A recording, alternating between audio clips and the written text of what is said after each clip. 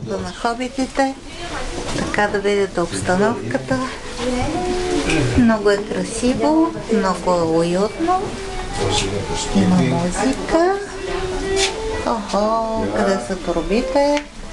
Една жилетка на баба Метната. Тук се снимаме, вълнуваме.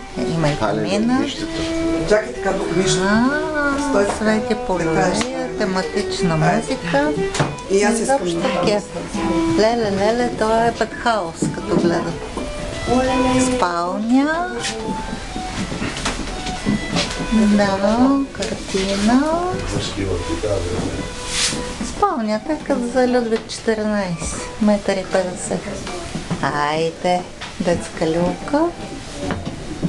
Мартинчо тук ще спи.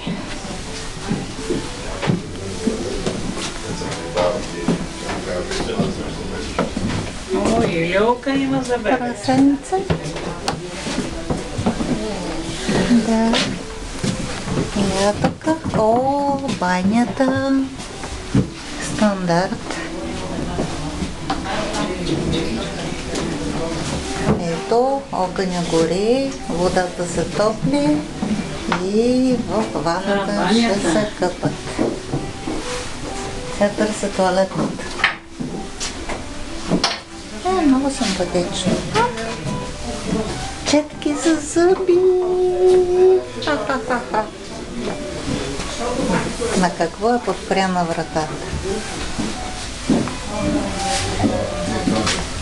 Ето е туалетната. Дори има вестник. Да. Супер. И трици. Измислено. Да, и вестник. Да.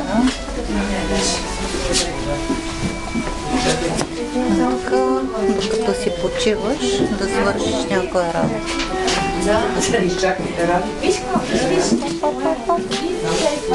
Много китайци, но аз снимам филм.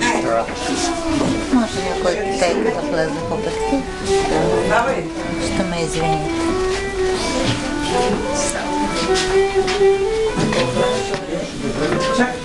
Само да снимам безсловно. Нашата българска група завладя територията.